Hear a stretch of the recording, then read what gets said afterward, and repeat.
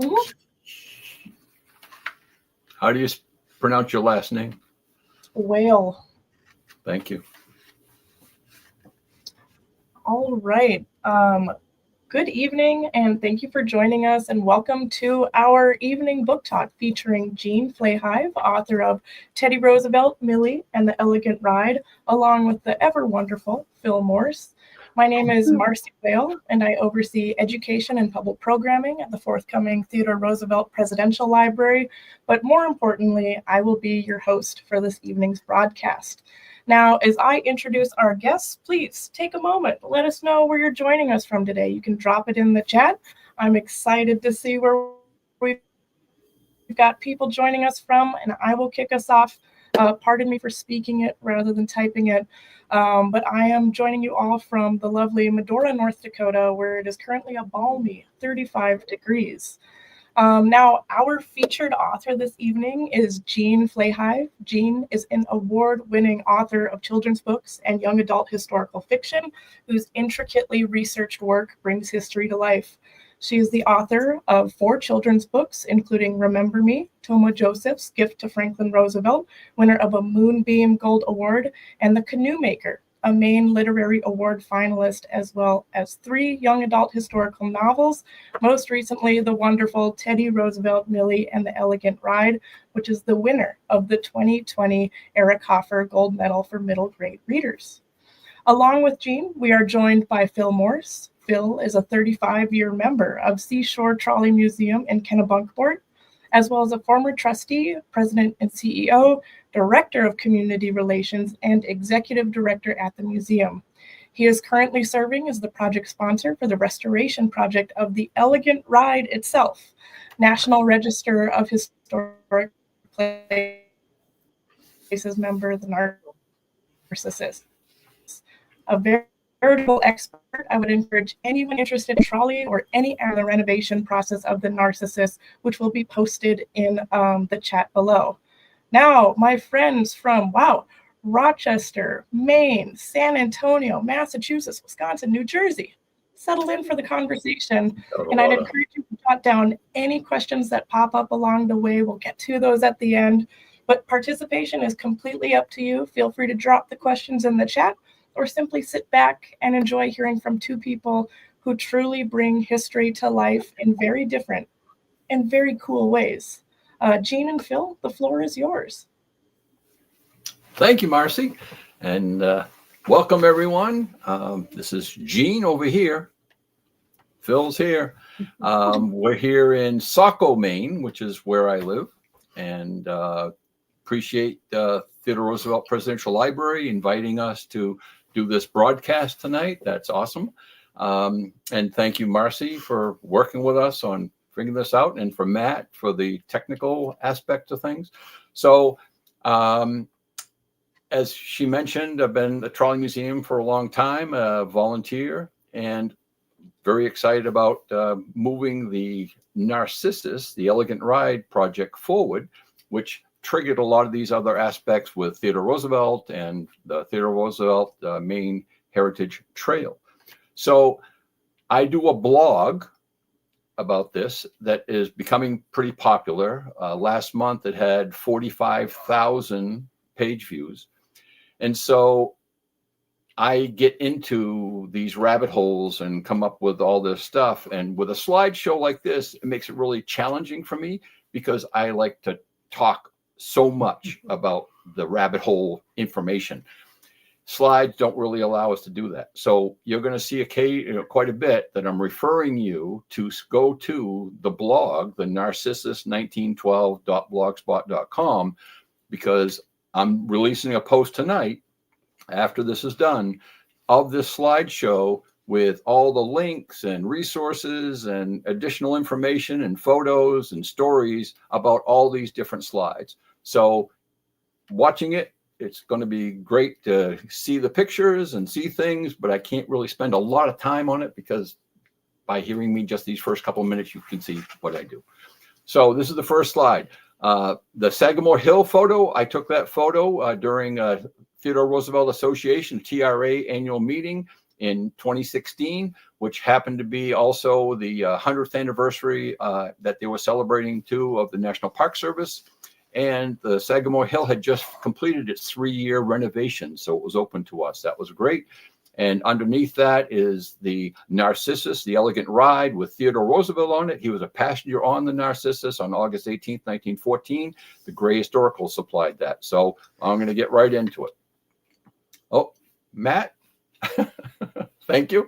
So topics are going to be about the Trolley Museum and how that got me into the Roosevelt aspect because of Narcissus.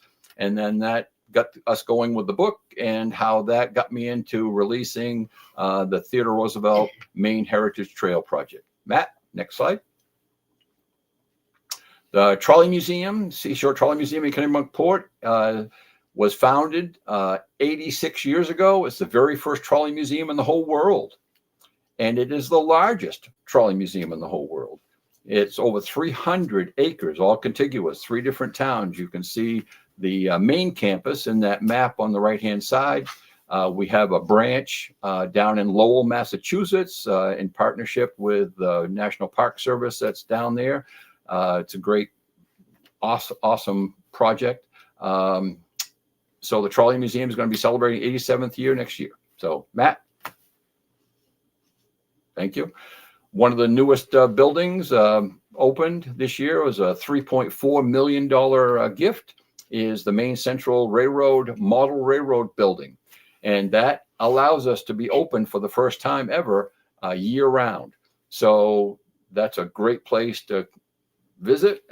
It's expanding all the time internally with new setups, but it's a great model railroad place. Matt? The Trolley Museum during its operation season with the trolleys operating goes from May until the end of this October. And then we open, as you can see in the first picture on the top left, a couple weeks during Kennebunkport's Christmas Prelude operation. But we have special events all through the season. We're recognized by the local community in Kennebunkport, and Arundel. 2025, we're earned the top nonprofit. Matt? Connections for Theodore Roosevelt with Seashore Trolley Museum starts right at the beginning.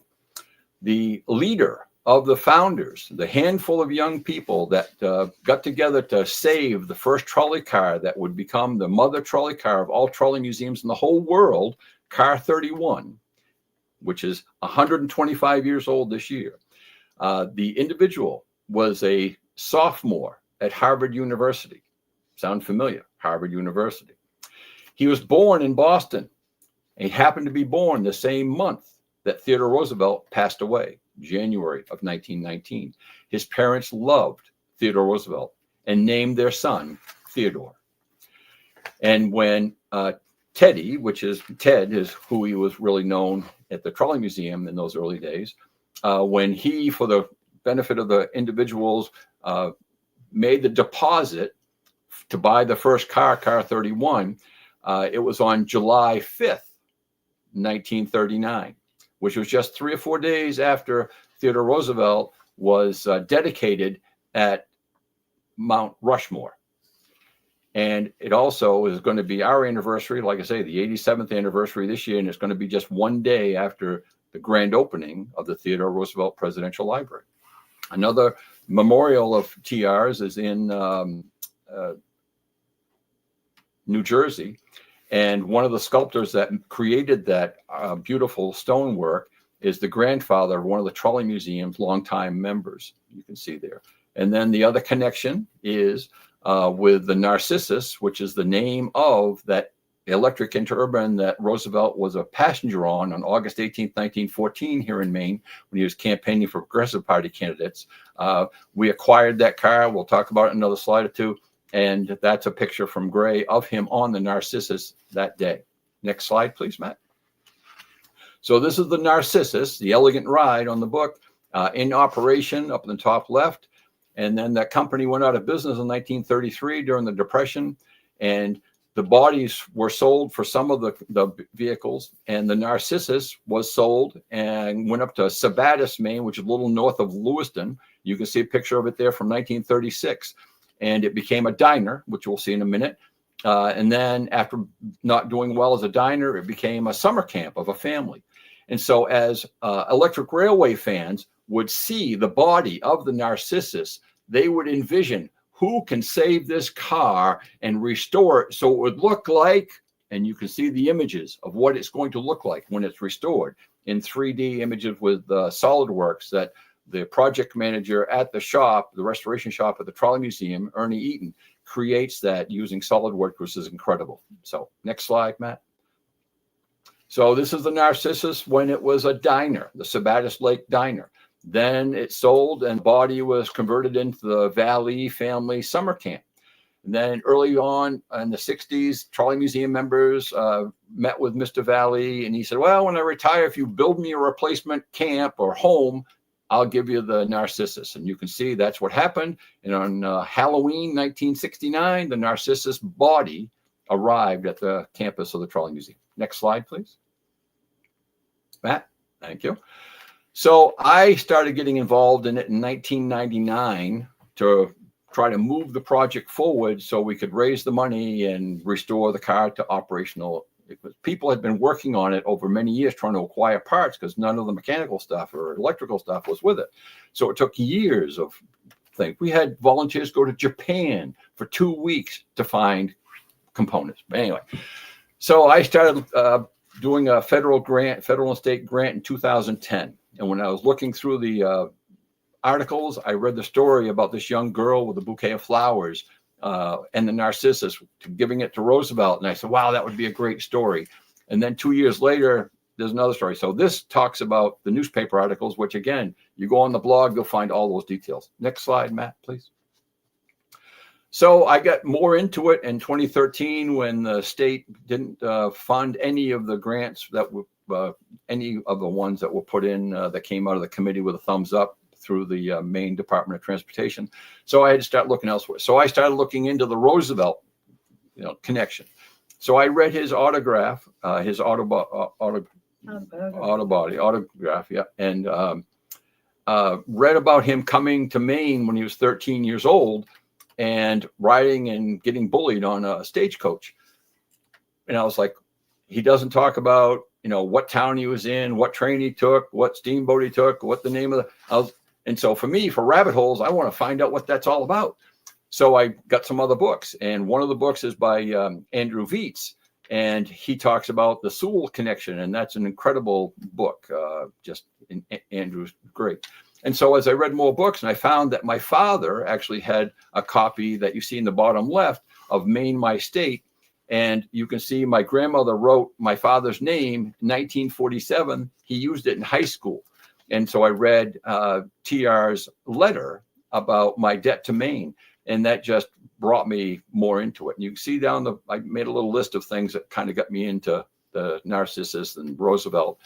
And so from a historical standpoint, once I actually met some of the Libby family, so you have W.S. Libby, Scott Libby, and I met the Libby family members, descendants, great-grandchildren, great-great-grandchildren, and they referred me to the Libby clan reunion. And as it turns out, W. Scott Libby and I are descended from the same exact ancestor in Scarborough, Maine from the 1600s. So it's meant to be. Next slide, Matt. Thank you. So when doing fundraising for the Narcissus, I got a check. I had a organization in California that was doing money, and we did a $40,000 match and raised the $40,000. So we got a check for $40,000, and then a few months later, that same organization did a pledge of a few $100,000. Now, the Narcissus project is going to be 1.3, 1.5 million. So a few $100,000, it's like, man, that's going to move us forward. We're going to get this thing done. So I said, I got to do something with that book. And so I was working at Thornton Academy school here in Saco that I've been with. My sons both graduated from, and a couple that worked there, the wife, Suzanne, publishes children's books, award-winning books. So I reached out to her, asked her about publishing books. She referred me to a publishing company here in Maine who I talked with about what I had in mind, and they made recommendations, and I reached out through them to Jean and shared when we first met, because Jean said, well, I'll talk with you. And she had some interest based on the information that had been forwarded to her. And I gave her a transcript of an interview that one of the Trolley Museum members and I had done, Ed Dukes, in 2004, of a woman who was 96 years old at the time, Mildred Aubry, and her story about her being 10 years old in 1918. Some of those story pieces are used in the book. So next slide. I'm going to turn this over to, well, first I'm going to, when we did the book, one of the stations that we have at the Trolley Museum, this little yellow one, is an original station that was built in 1915 that the Narcissus would stop at and passenger would get off and on. This is in West Cumberland, Maine. It's called Morse Hill. And we have it restored. And as you can see, trolleys stop there and people get off. And so it's where you can go up to the restoration shop from there and go to a different car barn with displays. But in the back wall, we have this wall display that Reese Saunders did for us. Incredible. It talks about the book. So with that, I'm going to go to the next slide, Matt, please. And I'm going to turn it over to Jean so she can talk about the book. And you can see she publishes a lot of great books. And I'm a yacker, you can tell. Okay.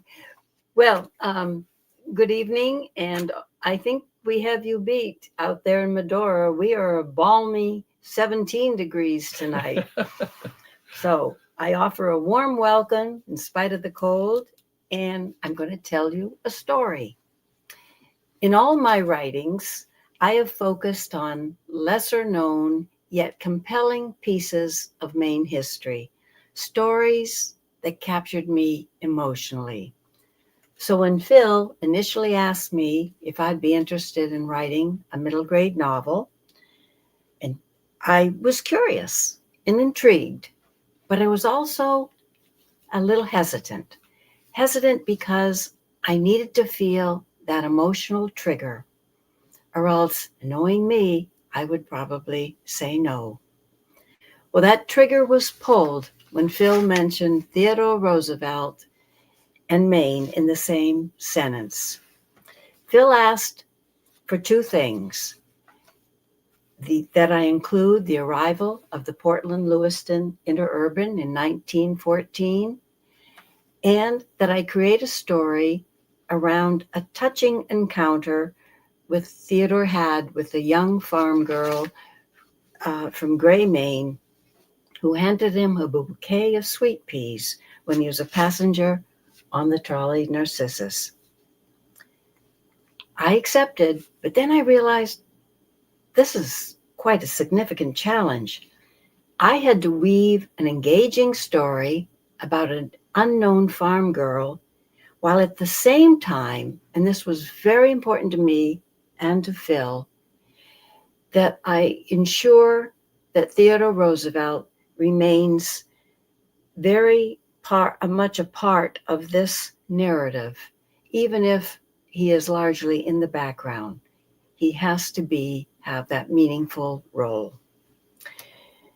I also decided, making it even more difficult for myself, that I would use only the facts surrounding Theodore.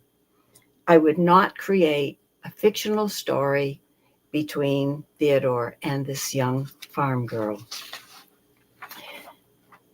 I had to put my imagination to work. One thing in my favor was discovering that the decade in which this story unfolds, from 1911 to 1920, was rich in history. And I was able to use some of those momentous events to help me shape the story. The novel became a coming-of-age tale. It was also my goal to make it inspirational for young readers, to encourage them to chase their dreams with the same boldness that this young farm girl displayed. Phil and I only knew her real name, Matt. You can Matt, move the slide. You Thank could you. say that. Yeah. It was Marguerite Duplessis, and we were unable to learn anything else about her. So I decided to call her Millie, and she became my creation.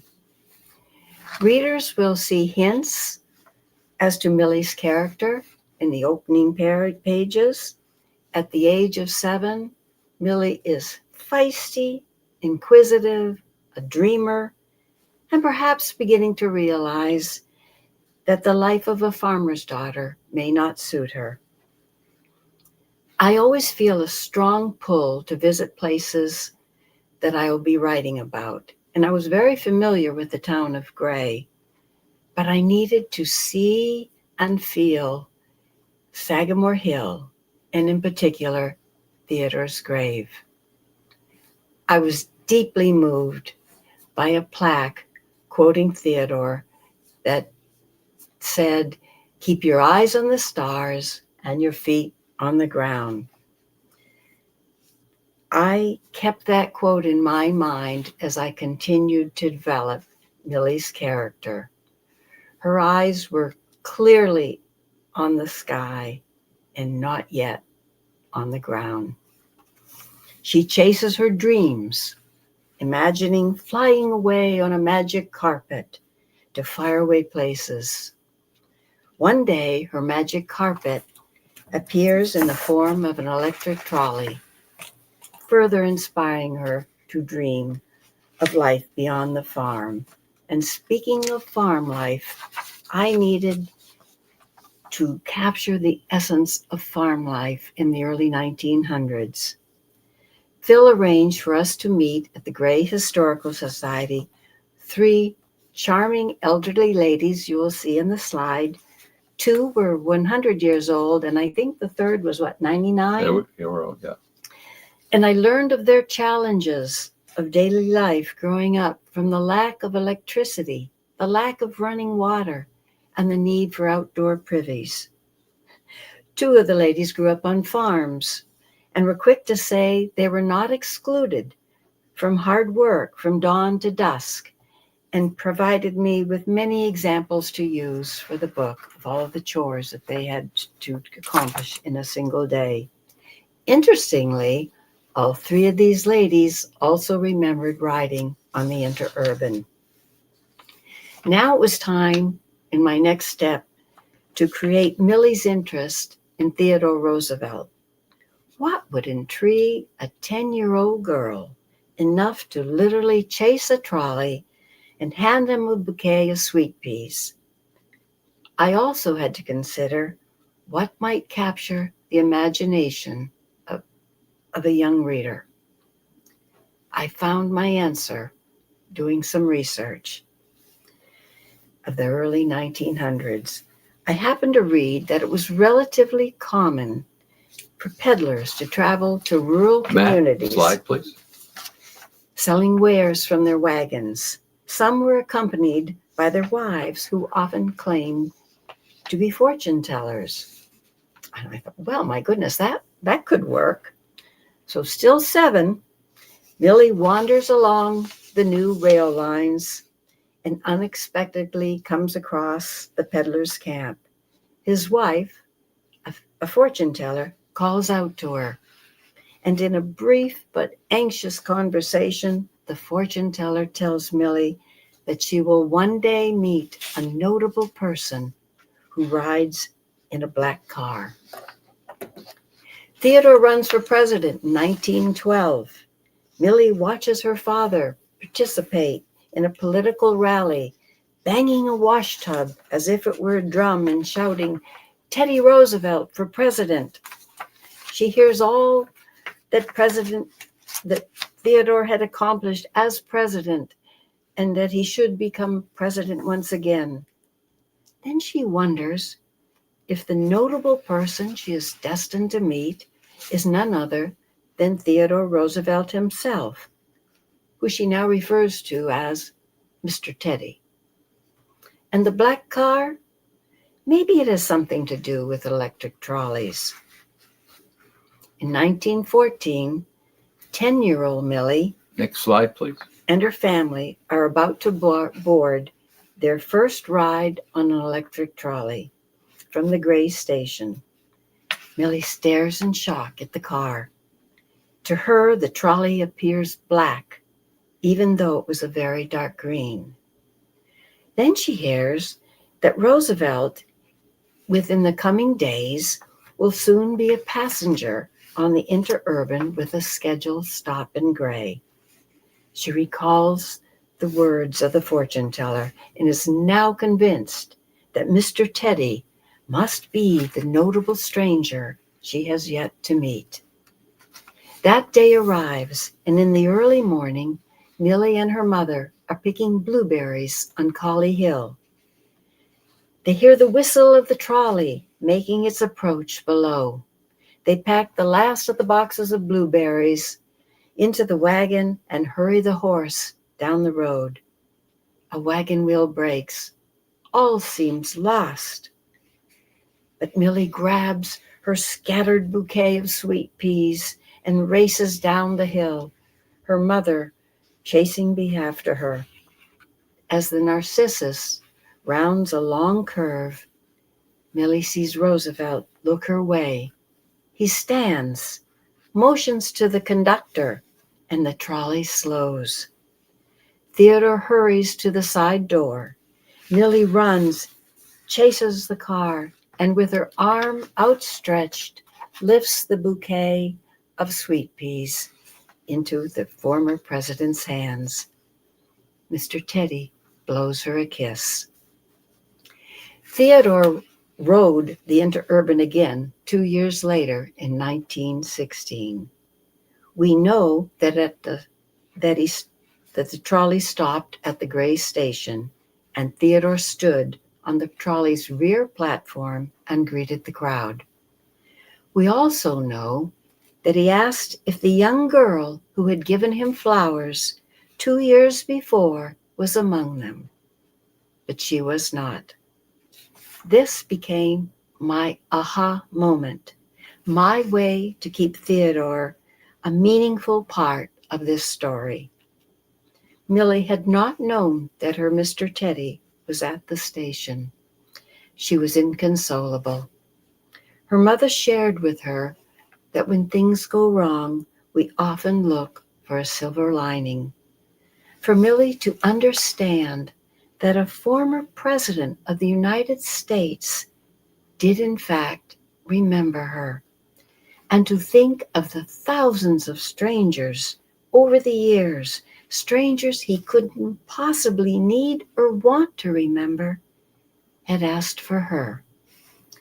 And that became my premise going forward for Millie's continuing fascination with Mr. Teddy, because this notable man remembered her. Less than a year later, and this is where one of the historic events really helped me with my storyline, President Wilson asked Congress Next slide, please. for a declaration of war against Germany. Then I was challenged at that point as how do I engage a 14-year-old girl during the Great War in Europe? And then I remembered,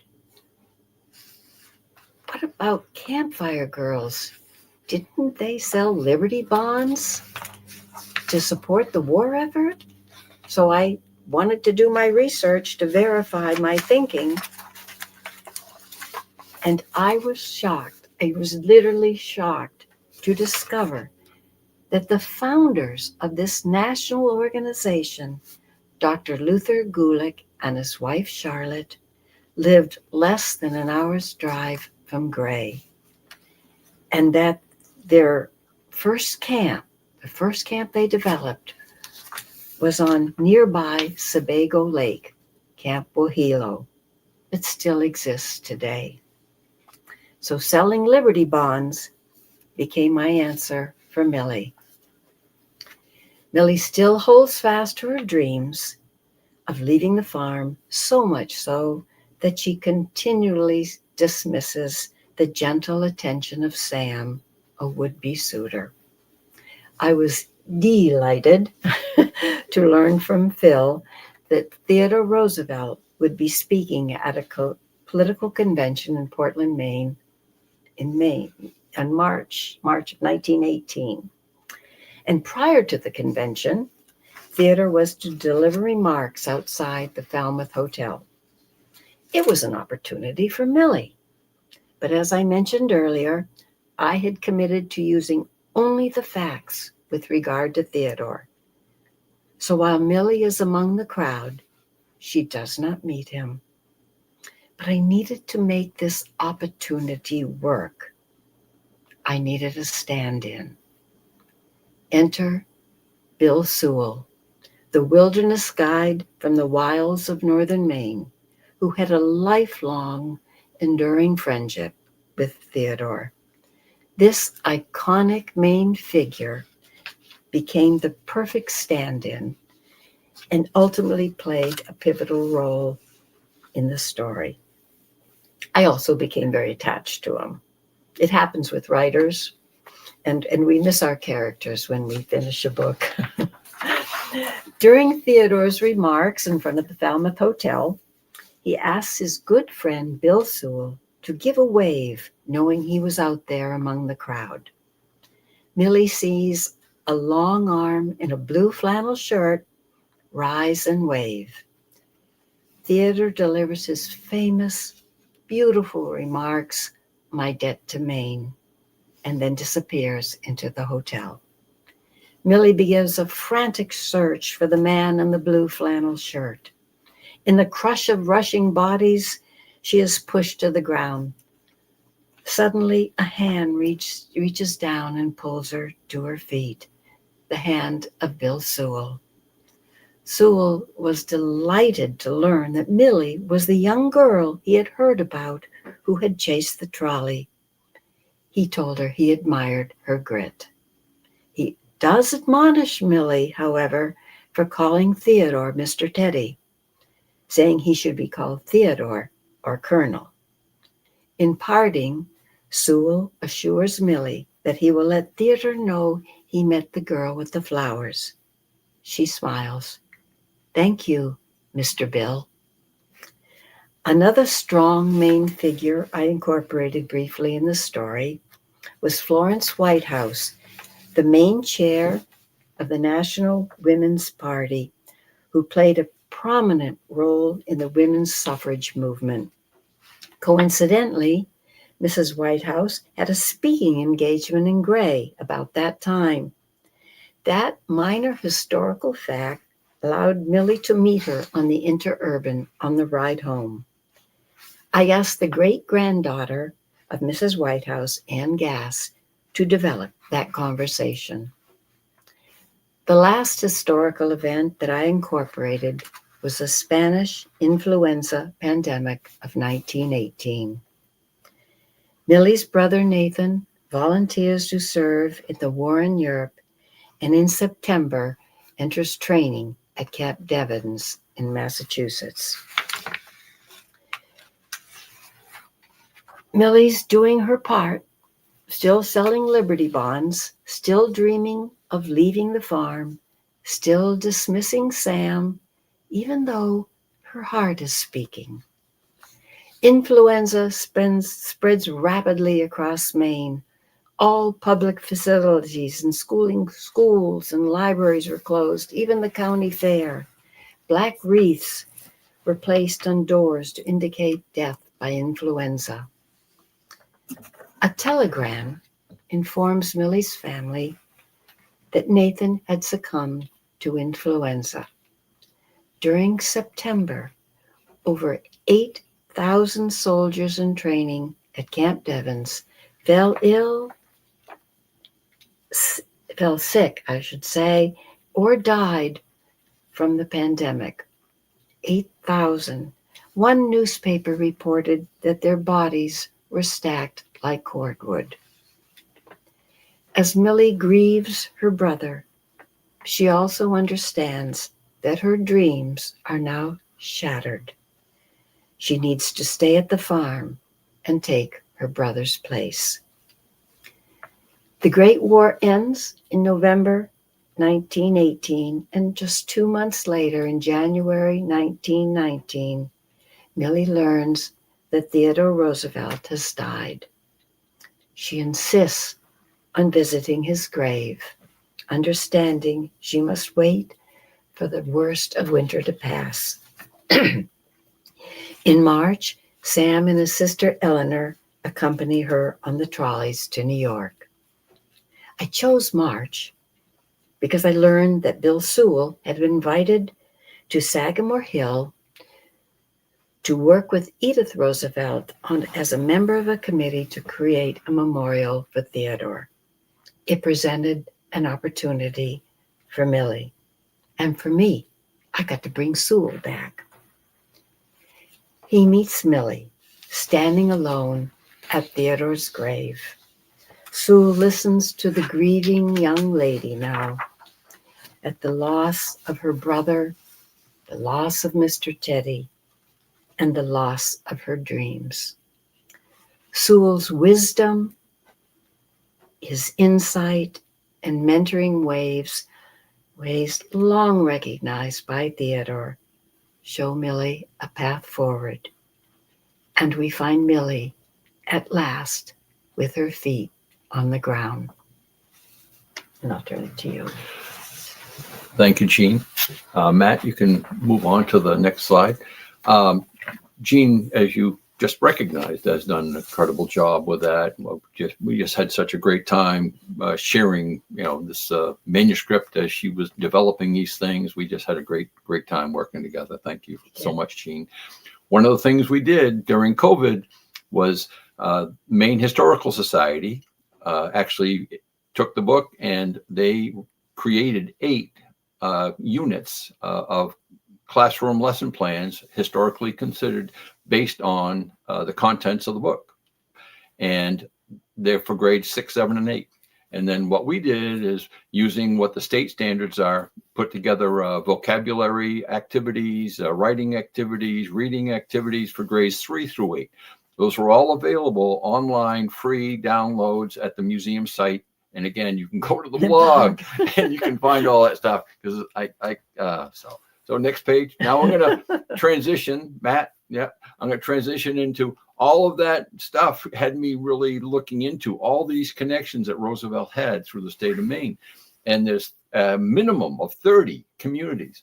And so the Theodore Roosevelt Center had created a map that I had checked out in 2015 or 2016, where the state of North Dakota had stars or bullet points. And if you clicked on that bullet point, a little story would come up about Roosevelt's connection to that community. I said, wow, with all these things I found in Maine, having something like that, Maine. So, that was one of the inspirations for me. And so in 2016, I come up with the name of the Theodore Roosevelt Maine Heritage Trail, was thinking about doing that. And so what prompted me, we'll go to the next slide, is starting with his first visit to Maine in 1872, when he was 13 years old. And as I had said, I'd read about all these gaps in details that I get hung up about. What stagecoach did he ride? What hotel did he stay in? All that stuff. So can you go to the next slide, please? And so I reached out to Heather down at Harvard University, and through Theodore Roosevelt Association annual meetings, I'd meet all these different people involved with Roosevelt at universities and writers and all this stuff. And so I reached out to Heather, and she shared with me this digital copy of one-day diary that Roosevelt, 1 week diary that Roosevelt talks about his visit to Maine in 1872. He mentions the resort he stayed at. He mentions the hotel he stays at. And so that just gave me fuel to dig into the local historical societies and libraries and resources. And I was able to identify the name of the boat he was on, the steamboat, the plane, the coach, steamboat that he was on, the train that he was on, all these different things. But again, and he talks about an adult was with him for fishing, fly fishing, and I thought it was a guide, And with Joe Banovich's help, once he heard the name, he goes, no, that's not a guide. That's one of the family friends. So, I did this. So this is one of the slides, but you go to the blog post and it goes all into the details. So next slide, please. So this is his second, third, and fourth visit to Maine was in 1878, 1879 when he went to the Sewell House. And I talked about that. And that's when his father had just passed away earlier that year, 1878.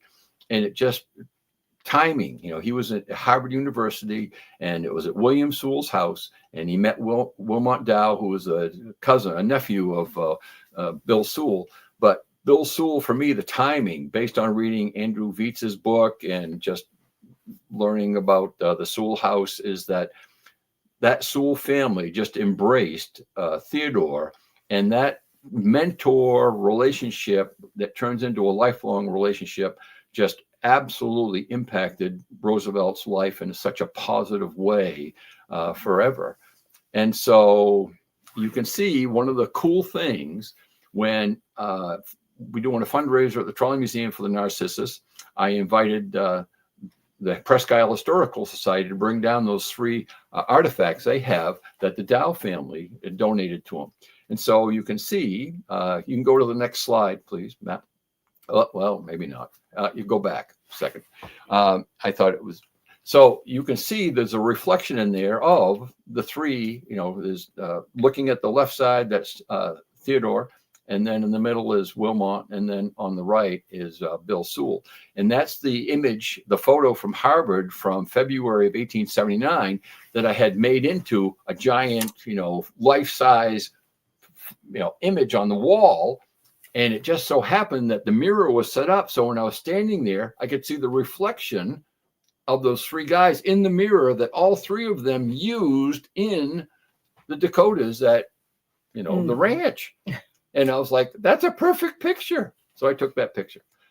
So you can see I've been to Bible Point. You go to a blog, one of the blog posts, and I literally am driving down the road.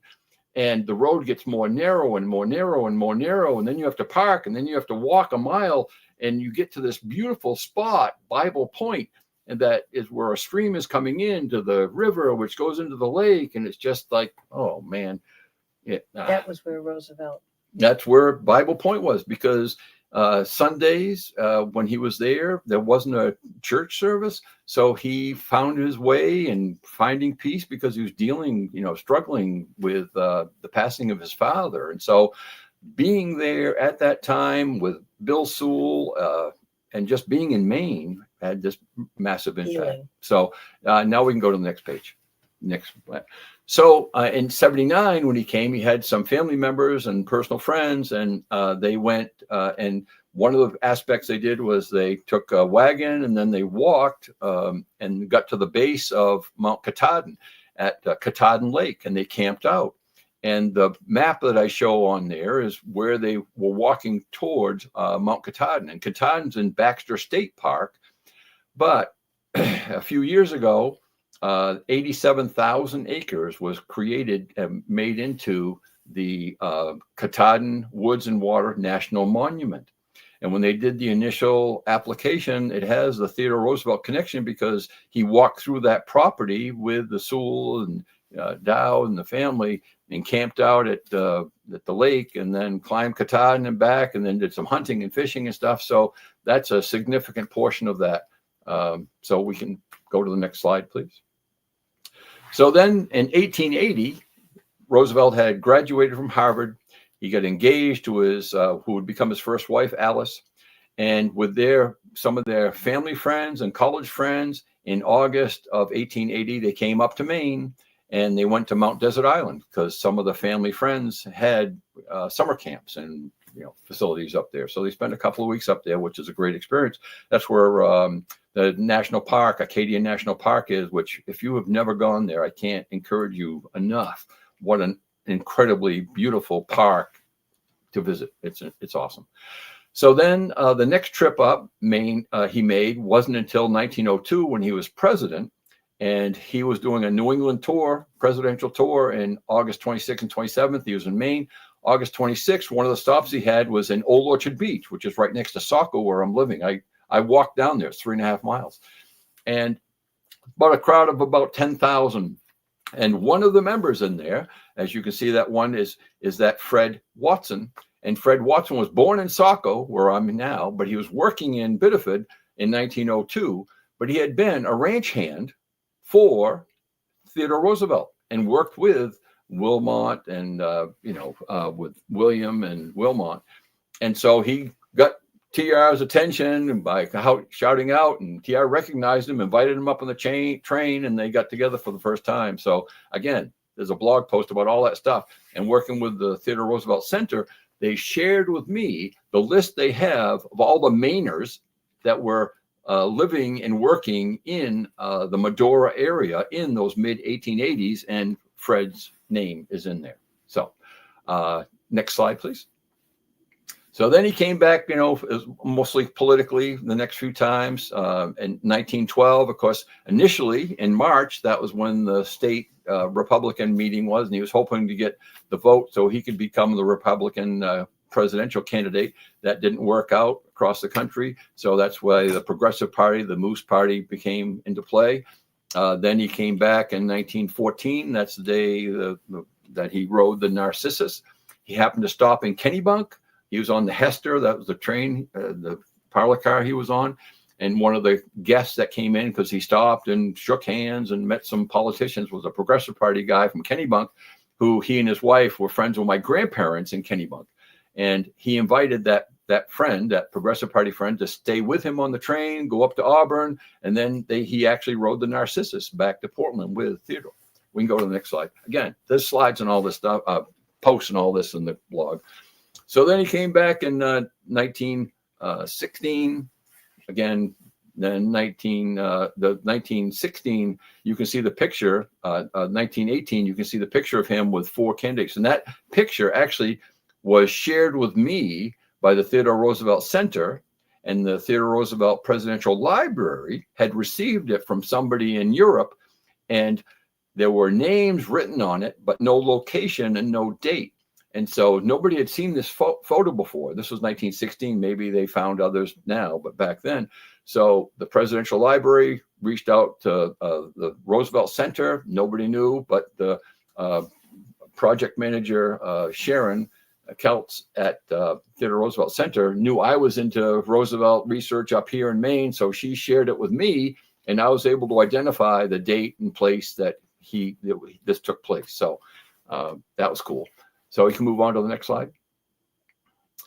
So in looking into his last visit in 1918, his son Quentin had been shot down in World War I. His wife had knew that at Sagamore Hill they would be inundated by media coming after them. So she reached out to her daughter, who was married and they have a couple kids, and the son-in-law's parents had a summer place in Islesboro, an island off the coast of Maine. And so Ethel asked, can we come up there? And so they worked it out and came up to Maine, and they did take a couple of day trips to the Maine coast to visit some friends. And again, there's a separate post and all that, because I worked with the Historical Society. Joe Banovich was great. He actually found in research he was doing an original letter that Mrs. Roosevelt had written while they were in Islesboro. And I was able to share that with, Joe's permission with the Historical Society in Islesboro.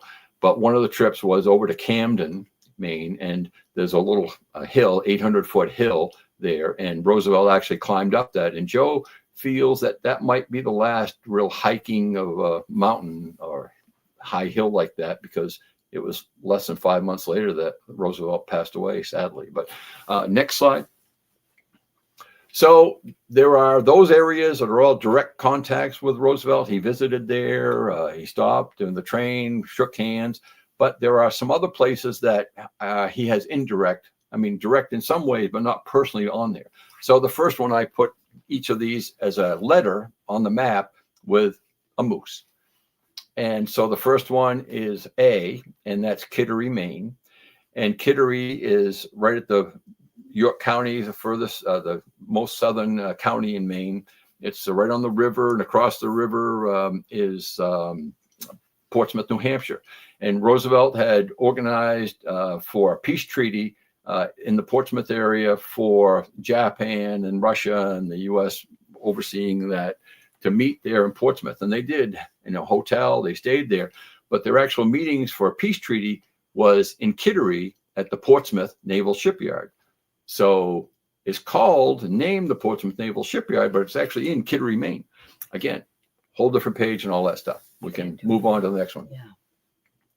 So Trolley Museum. He didn't visit Kennebunk Port. He did Kennebunk, but not Kennebunk Port. But the Narcissus, which he was a passenger on, is being restored at this time. And we've done some fundraising events, and you can see a lot of different authors have been there. Former executive director of the TRA, Lawrence Pels, visited. Ken Burns has done some he did a poster that Sagamore Hill, friends of Sagamore Hill bought, and he signed them back in 2016 so that they could do some fundraising. So I bought 6 of them, and he's done an article with us in 2016 too. So next slide. So in 1921, there was a dedication of a memorial in Fairfield, Maine, and William Sewell did the dedication. And those 3 major stones, and you can see in the picture on the right-hand side, there's one smaller stone in the center of that. That smaller stone actually came from Sagamore Hill. They reached out to Mrs. Roosevelt and said they were putting this memorial together. And so she picked out a particular stone, and it was donated, and they put it into that memorial. And again, there's a separate blog post on that with the letters between Theodore Roosevelt III and Mrs. Roosevelt with them, because they were so excited about it. So Bill Sewell, another major role in that. Next slide. So the SS Roosevelt, which was used by Perry to discover the North Pole, was built in Maine on this island off of Belfast. So sometimes you'll see things that says it's built in Belfast, but that's not uncommon. It was actually built on the island, and that island is its own community center town. And so when it was completed, it was, like I say, built here in Maine, and different aspects were done to it. It did go down to New York, and then it went down to Oyster Bay. And the first time it went to try to find the North Pole, it wasn't successful. But the next year, in 2008, they stopped in Oyster Bay, the picture of TR from Harvard on there. And then it did find that. So there's wonderful connections there. Next slide. And I mentioned Presque Isle Historical Society. These are the items that they have there that came from the Dow family. And again, you go to the blog and you're going to see a lot more bigger pictures and some stories. So next slide. The Theodore Roosevelt International Highway. You may have heard of that. Again, it was something that came to be over a number of years after he passed away as a memorial. And so it starts in Portland, Maine, on the East Coast, at the Henry Wadsworth Longfellow statue. And that intersection on Congress Street, when Roosevelt visited Portland 5 different times, all 5 times he went by that intersection at some point or another to visit family, friends, and was on tour and different things. So that's a great thing. And there's maps on the blog post and a book that talks about the whole blog post. So that's a great resource too. It's 4,060 miles long, goes up into Canada, all the way to Portland, Oregon. Next slide. And so then there's in Oyster Bay, because there's the Roosevelt Memorial there, and it has a connection with the Sewell House, because Bill Sewell donated a granite step from the Sewell House there, which has that plaque. And we're connected with Donna Sewell Davidge, who was a great granddaughter of Bill, and she owns the Sewell House, bought it in '97. And she's been down to the Trolley Museum, as you can see there. And we're friends. She's actually meeting later this week down in New York City with the co-executive director, Mike Callanine in New York from the Theodore Roosevelt Center. So great contacts. Next slide. So this is actually the last one. And Gene and I, we talk about Bill Sewell so much. In his My Debt to Maine, Theodore just talks so emotionally how impactful in a positive way the Sewell family was, and in particular Bill Sewell, and that My Debt to Maine really wraps that up. But we'd certainly like to see Bill get more level of attention, recognition, because he's just amazing. And just Maine as a whole, with these communities that he visited on those different times, especially when they were personal visits, but even when they were political visits, the impact that him coming to Maine had on him in a positive way, I think is just is amazing for him. But so you can do the next slide, because I just have some these are pins that you see that come from a photo that or a painting that was done. So any questions? Marcy, you want to take over from here? You have any questions? I certainly am a yacker about it.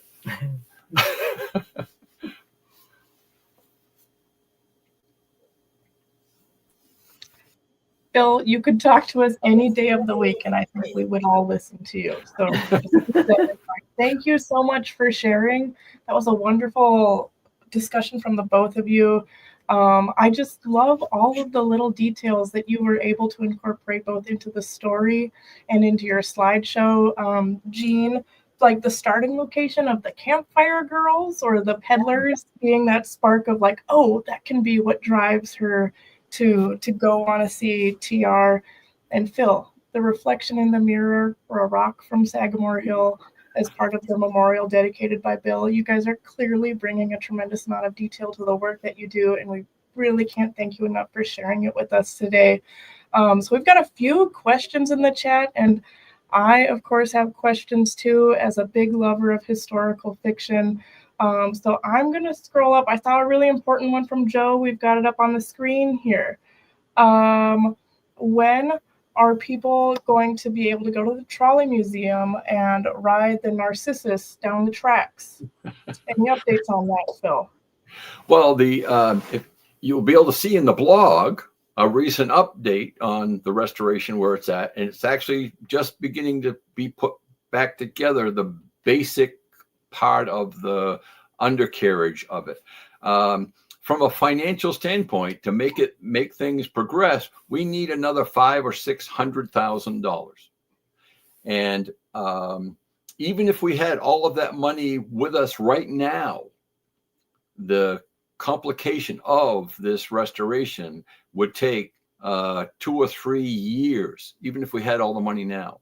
So if we can generate, $70,000, $80,000, $90,000 a year, then we know we can get it done in a 4 or 5 year time frame, because we're Ernie and the master woodworker that we have, Seth Reed, incredible individuals in the shop, not just those two, others, but it's just the money. But the money's slowing things down.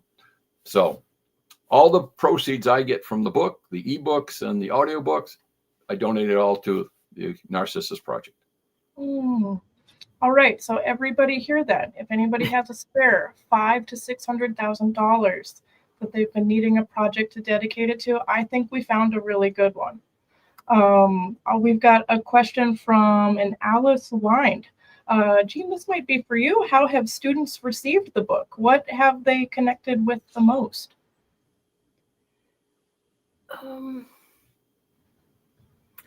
Well, I think the social studies teachers are happy to have this story because it's hard to find, get them interested in history a lot of times, and making this very readable for them. They've been very excited about that. And so I think in general, it's just, here's a resource for the teachers that has really been beneficial in it, in the world of social media and all of the new interests. This is takes them back and gives them history with, a little flair, hopefully. Well, one of the fun classrooms that shared stuff with me is the teacher and her family had been members of the Trolley Museum, over the years. And so the teacher had the understanding of the connection between Theodore Roosevelt, the history, but also the trolley cars. And so when they used the book in their class, the students would write questions to me, because we wanted to set up a visit of the students to come to the Trolley Museum. And so I was able to share links of how trolleys operate, because it brought in all those mechanical aspects of it and the interior of the Narcissus and how beautiful it's going to look when it's restored. And so during the summer and during the fall, when we'd have events, families would come to visit, and the kids would come up and say, "Oh, you're Mr. Morse. I sent you a letter, and we came here and I saw the Narcissus." So connecting the dots, having the museum available, knowing that once the Narcissus is restored, that you can come and go for a ride on the actual Narcissus that is in the Elegant Ride book. And the connection between Roosevelt and the history stories. I mean, it's all going to come together. Wow, I love that. If I were closer to Maine, and even if I'm not close to Maine, I might just find a way to get down to the museum and ask those questions and have that celebrity moment in person as well. We've got a question from Chris Blackwell. From your perspective as a Maine storyteller, what parallels do you see between the way Mainers relate to landscape and the way Roosevelt connected to the Badlands? In the way,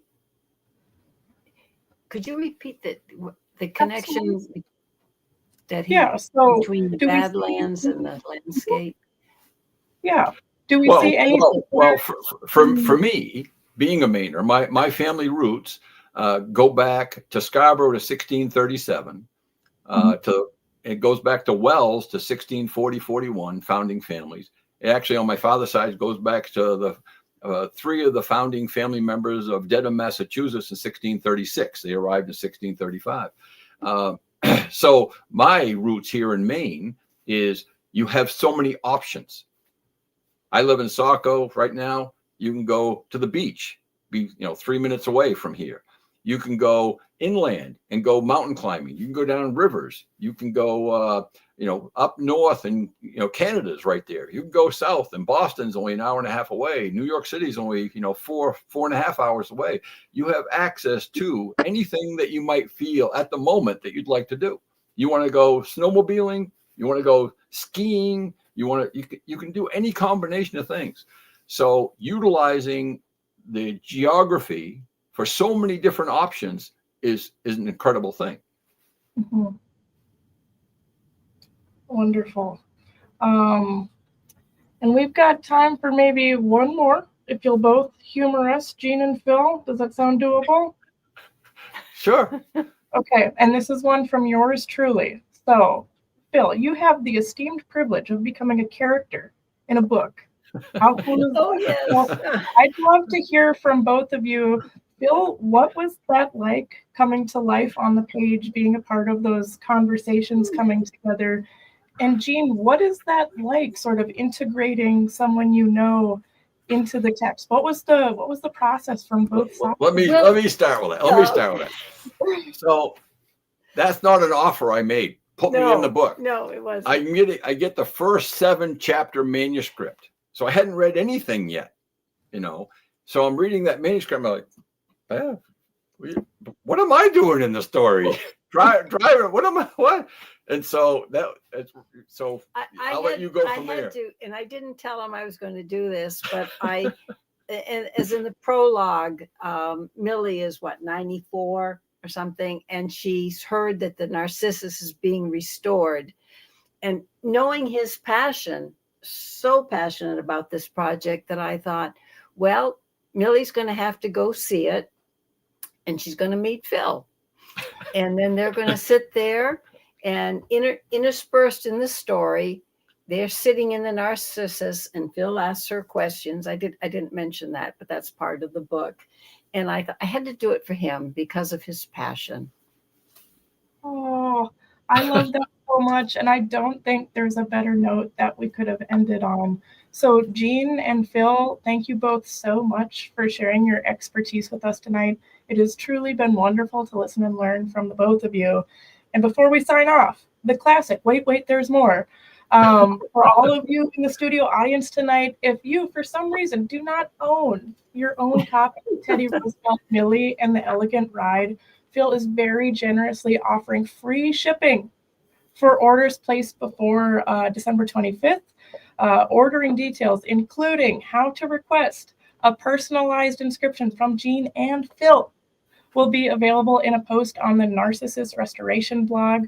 That link has been in the chat, and Matt will drop it again immediately following tonight's broadcast, so be sure to check that out after we wrap up. And to everyone who joined us from literally across the whole country, thank you so much for catching this ride with us. If you'd like to learn more about our virtual events, restoration updates, and all things TRPL related, you can give us a visit anytime at trlibrary.com. You all have a great night and safe travels. And stay warm, Marcy. You too. Yeah.